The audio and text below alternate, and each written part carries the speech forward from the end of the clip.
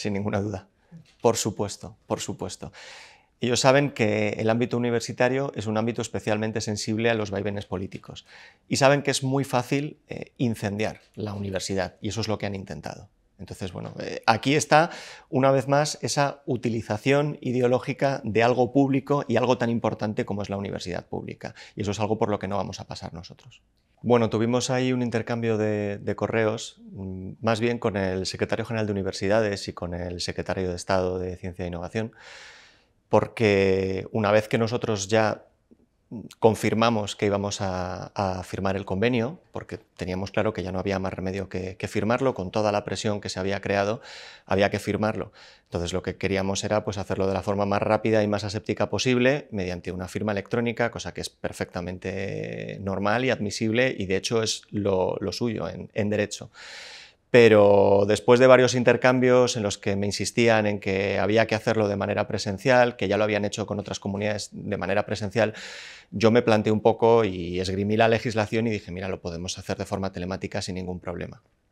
Y ellos la verdad es que fueron amables porque me dijeron, lo entendemos, si quieres hacerlo telemáticamente no hay ningún problema, pero después de todo lo que nos ha llevado a hacer este convenio, queremos hacer un acto. Y van a venir los rectores y van a hablar. Entonces, si quieres participar, eres bienvenido, estás invitado. Y entonces dije, bueno, pues si se va a hacer de todas formas un acto, entonces tengo que ir. En absoluto, de manera personal no. En sus palabras posteriores hizo una pequeña referencia que, bueno, pues dijo que estaba confundida porque era la primera vez que firmaban un convenio y no tenía claro si los firmantes querían estar o no querían estar. Estuve a punto de levantarme y explicárselo otra vez. Bueno, es una reacción completamente esperada por parte de la ministra y en general del gobierno de Pedro Sánchez. Claro, intentan darle la vuelta a todo y ellos lo que hacen es utilizar lo público para sus fines. Yo creo que desde la Comunidad de Madrid sí que estamos haciendo una defensa a ultranza de la universidad pública y de todo lo público en general. Y claro, esas acusaciones yo creo que fueron un poco a lo fácil, a intentar enmarañar el asunto y bueno, saben que tienen gente que les compra el mensaje. Bueno, yo creo que quizá lo podemos dividir en dos partes, una la parte económica y otra la parte ideológica del convenio. En cuanto a la parte económica, que es de las más graves, pues esto proviene porque la propia LOSU genera artificialmente una necesidad de profesores adicionales en las universidades públicas. Ha establecido una normativa en virtud de la cual los profesores, una determinada categoría de profesores, les ha reducido las horas de dedicación docente. No pueden dar más horas de clase, con lo cual obliga a las universidades a contratar más profesores. Entonces las universidades tienen una espada de Damocles sobre sus cabezas porque tienen esa necesidad de contratar. Claro, esto que se ha creado artificialmente lo trasladan a las comunidades autónomas que somos los encargados de financiar el funcionamiento de la universidad pública. Entonces, bueno, pues desde el primer momento lo que han hecho ha sido decir, bueno, pues generamos esta necesidad. Y ahora que la LOSU está claro que ha sido un error y que esto ha sido un error que ha cometido el gobierno, pues lo que vamos a hacer es pagar, financiar una pequeña parte de esa necesidad de profesores y el resto que lo hagan las comunidades autónomas. Así, esa fue un poco la génesis del convenio que empezó a funcionar, digamos, en el mes de junio. Desde entonces estamos peleando contra esto y la culminación fue ayer. Y luego, en cuanto a la parte ideológica, hay, digamos, todo un alegato en el convenio que además tiene un montón de contenido que no es un contenido necesario, que no es un contenido objetivo ni jurídico que tenga que estar en un compromiso de cofinanciación entre dos administraciones.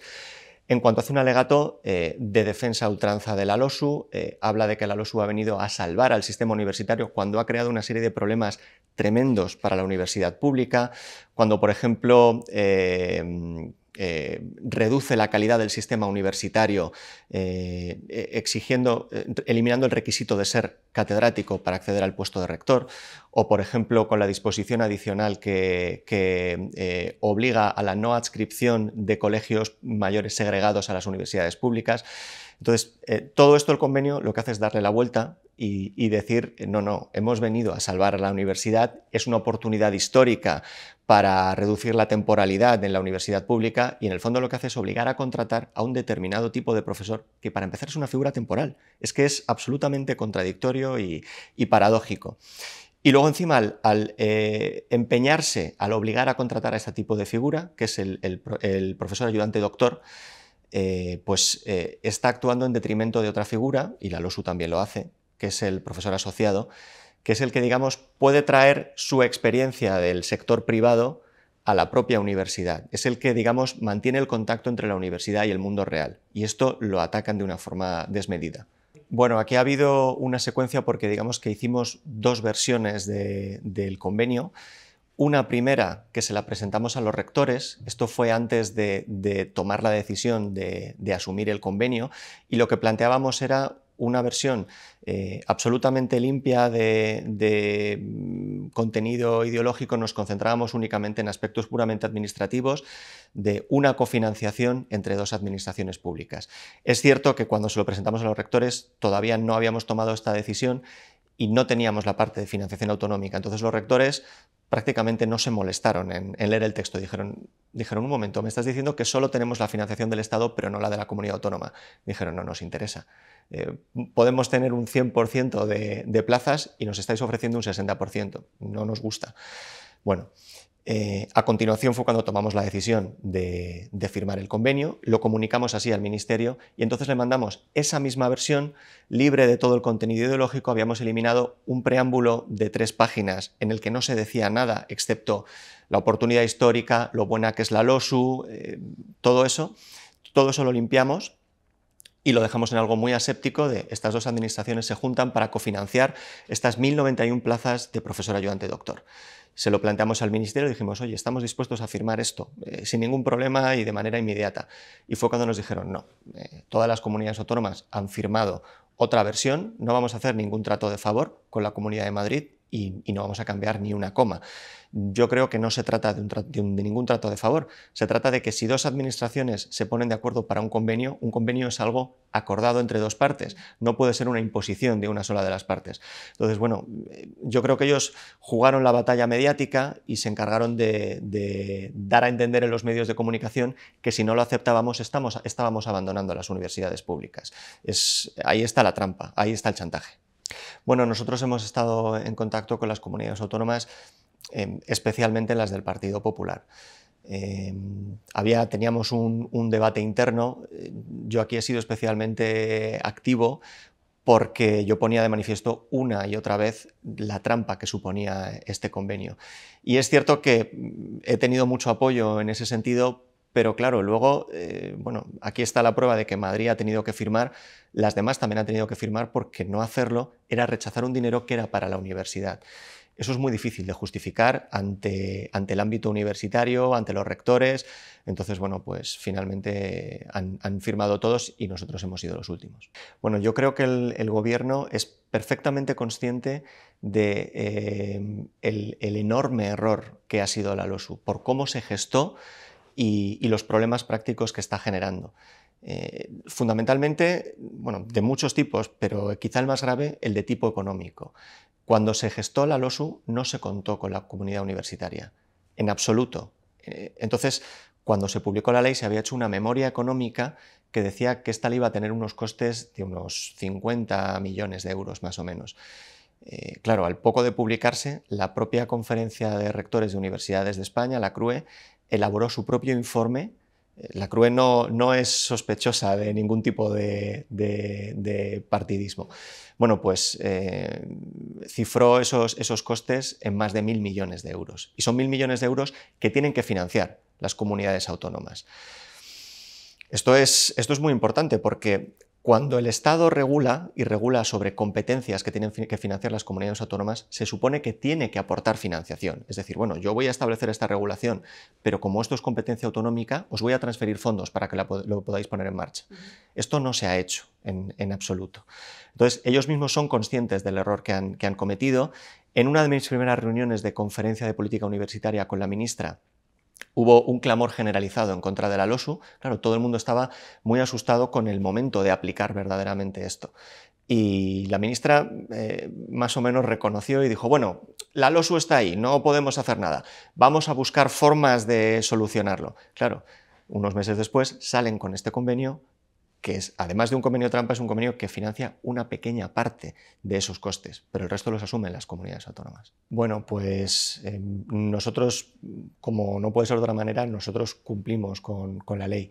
Entonces, hemos estudiado jurídicamente la LOSU en profundidad y vamos a actuar en todos aquellos huecos, en todos aquellos ámbitos en los que veamos que hay margen de mejorar y de solucionar el desastre de la LOSU. Y todo esto lo estamos recogiendo para elaborar nuestra ley de enseñanzas superiores, universidades y ciencia. Y luego una cosa muy importante, que a lo mejor es una obviedad, pero yo creo que es importantísimo, y es que la LOSU se hizo sin ningún tipo de colaboración con la comunidad universitaria. Nosotros todavía no hemos publicado ningún borrador de ley de enseñanzas superiores, universidades y ciencia, y ya hemos tenido más de 15 reuniones con el mundo universitario y de la investigación. Hemos dividido, digamos, nuestra nueva ley en distintos ámbitos temáticos y hemos ido teniendo reuniones con rectores, con consejos sociales, con estudiantes, con vicerrectores por materias. Es decir, estamos en permanente contacto, hemos tenido reuniones también con universidades privadas. Todo eso para tener todas sus aportaciones y poder plasmarlas y hacer una ley de colaboración en todo momento y de la mano de la universidad. Sí, no tenemos ninguna duda de que va a ser un motivo de conflicto nuevamente.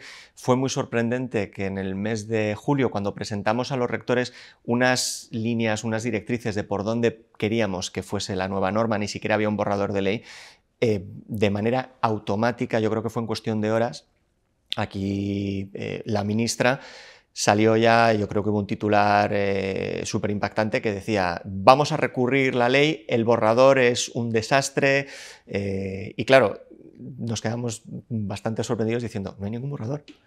¿Cómo puedes criticar el borrador si no hay ningún...? Claro, entonces directamente dijo que era un ataque a la universidad pública, que queríamos alimentar y fomentar la universidad privada en contra de la pública. En la Comunidad de Madrid defendemos el sistema universitario madrileño con las públicas, con las privadas, que se complementan. Entonces, claro, esto va a ser un caballo de batalla sin ninguna duda. Bueno, pretendemos tener el borrador listo pues seguramente para mediados de enero, el borrador listo internamente. A partir de aquí, pues ya tendríamos que en primer lugar, presentarlo internamente en Consejo de Gobierno para que se pueda analizar, y luego ya empezaríamos con los trámites administrativos propios de hacer una memoria de impacto normativo, de pedir todos los informes para la tramitación administrativa correspondiente y a partir de ahí, pues una vez que esté todo esto ya superado, hay un trámite de audiencia pública, por supuesto, y luego ya la presentación en la Asamblea de la Comunidad de Madrid.